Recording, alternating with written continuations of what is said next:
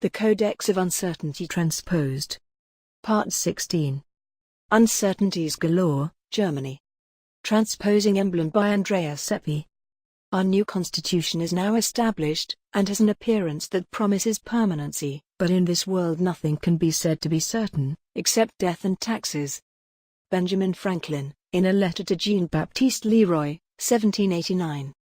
In an age like ours, when fast-paced technological progress disrupts business and educational models, when old commonly held beliefs are upended and replaced, when traditional parties become obsolete, and social media and virtual reality capture an ever greater portion of people's time and imagination, how can we not talk about uncertainty?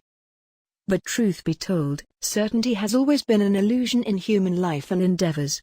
As a young immigrant to Germany, coming from a very short-term oriented culture, I was always bemused by the constant and pervasive talk of pension plans in this country.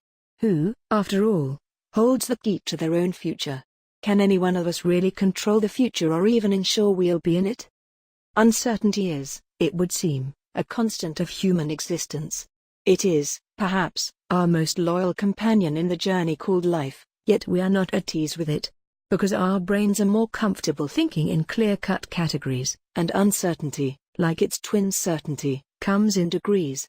People will always strive for lower degrees of uncertainty and higher degrees of certainty. Not many of us are adept at embracing uncertainty and sublimating it into a spiritual experience or treating it like a positive and exciting challenge.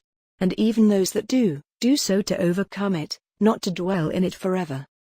Another aspect must be factored into this equation as well.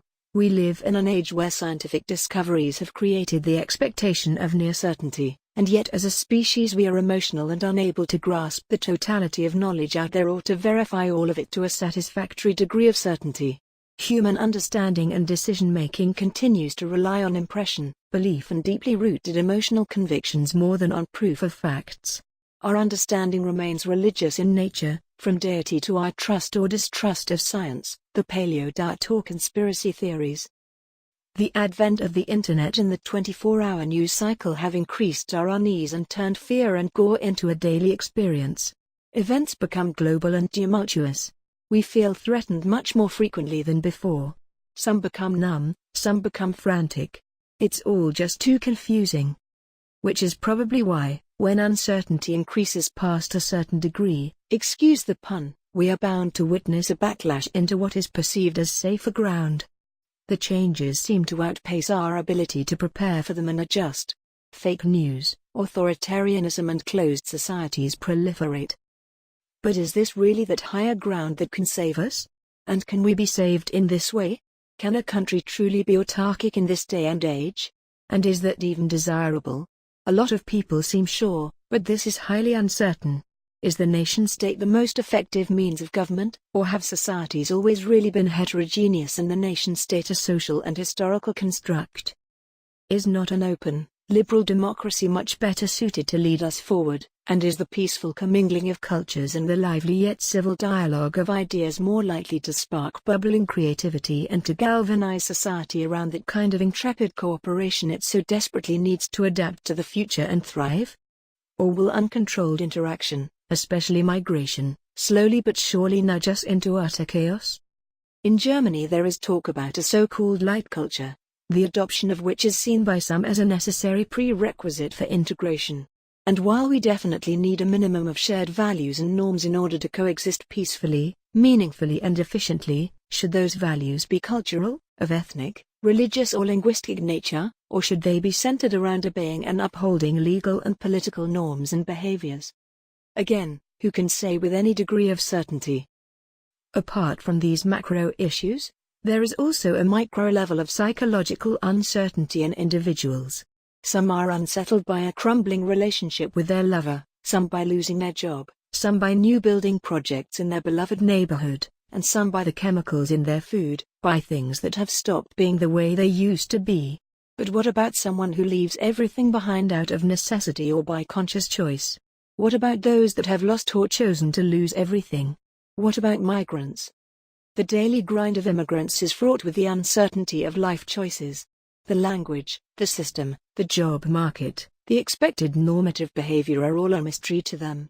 Many years are lost on trial and error, trying a bit of this, a bit of that, seeing what works, accompanied by constant insecurity about decisions, then changing outlook again. There is that fundamental uncertainty gnawing at one's self-esteem from deep within. Am I good enough? Language barriers and differences in education systems place limits on expression and opportunity. There is loss of status and one needs to rethink everything they felt they knew about themselves up to that point. Skills that were considered valuable in one society are useless or in surplus in another. The immigrant cowers in the face of failure to get a good job, or getting it and being paid less than his local counterparts. She or he experiences rejection and is reprimanded for breaking unspoken rules she or he never knew existed and is eventually confronted with the burning question: CFAC, what am I doing here? And will I ever make it? The nagging doubt of can I find a place here? Wears out one's confidence to the point that another uncertainty rears its ugly head. Do I even want to belong here? Different people have different coping mechanisms for dealing with uncertainty. Some hate it so much, they give up and move back into better known territory, and eventually are left behind or even develop extremists' views. Some resign themselves to it and look inward, turning to faith, philosophy, patience, or family. Some accept it and embrace it, treating it like a challenge along the lines of what doesn't kill me makes me stronger. Some are risk-averse, some risk everything without batting an eye. However we choose to look at uncertainty, it is best to be prepared for it.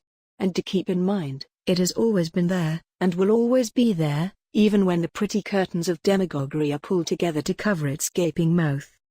To deal with ambiguity, we might now turn to the philosopher, theologian, and lawyer St. Thomas More, a man intimately acquainted with the dreadful effects of arbitrary rule. The partnership of human nature is instead of a league, and kindness and good nature unite men more effectually.